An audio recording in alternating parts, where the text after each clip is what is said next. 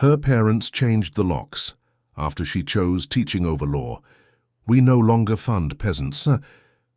This might be the best story you'll hear today. Welcome back, and enjoy the story.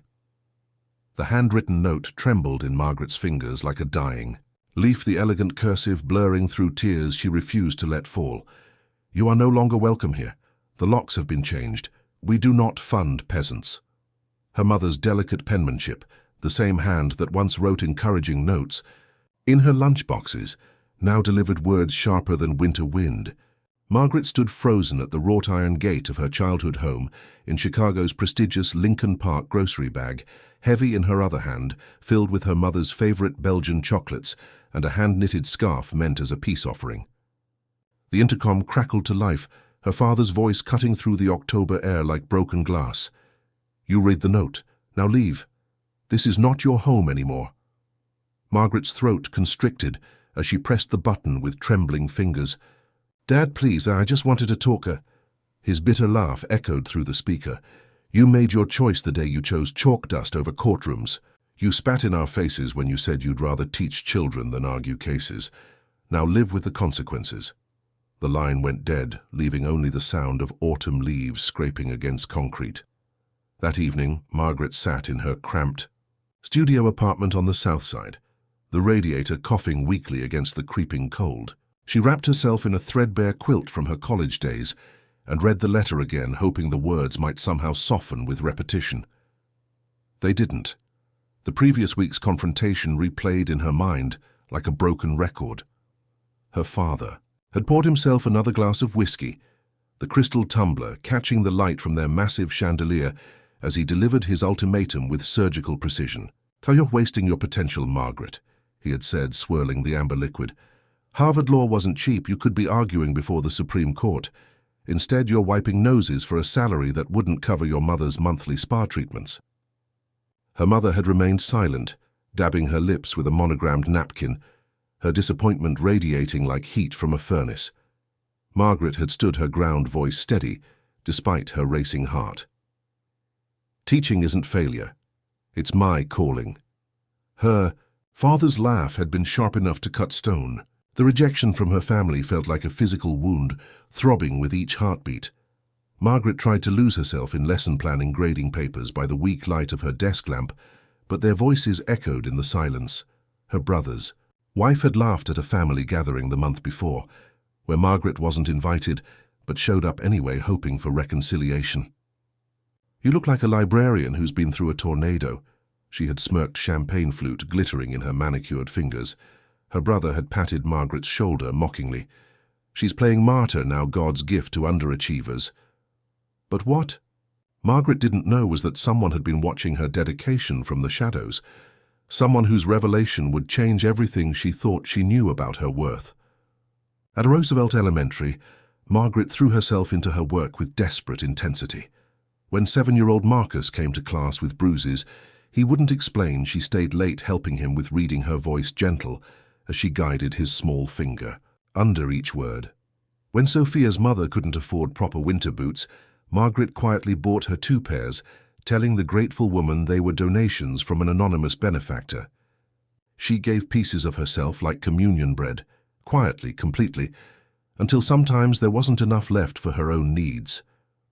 The loneliness pressed against her chest, like a weight, making her wonder if choosing love over money had been the biggest mistake of her life.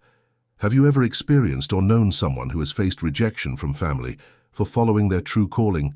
Share your experience in the comments below. The unexpected turning point came during a December faculty meeting when Principal Rodriguez pulled her aside, eyes bright with excitement. "There's someone who wants to speak with you," she said, leading Margaret to the main office where Mrs. Washington waited, clutching a worn purse and wearing her Sunday best, despite it being Tuesday.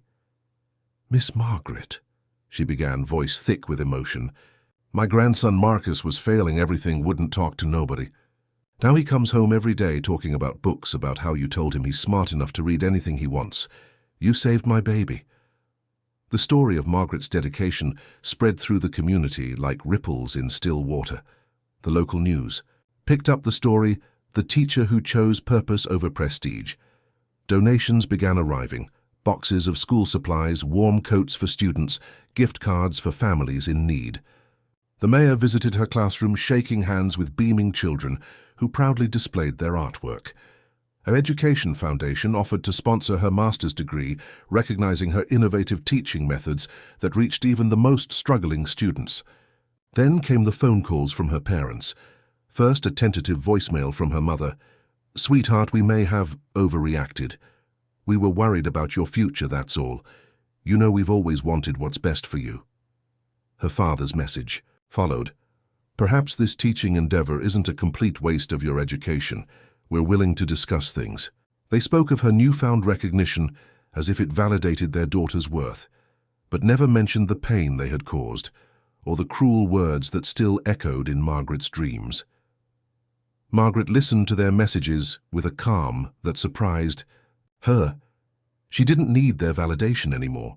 The children in her classroom had taught her what truly mattered, the light in Marcus's eyes when he finished his first chapter book, Sophia's proud smile when she solved a difficult math problem, the chorus of voices that greeted her each morning with genuine affection.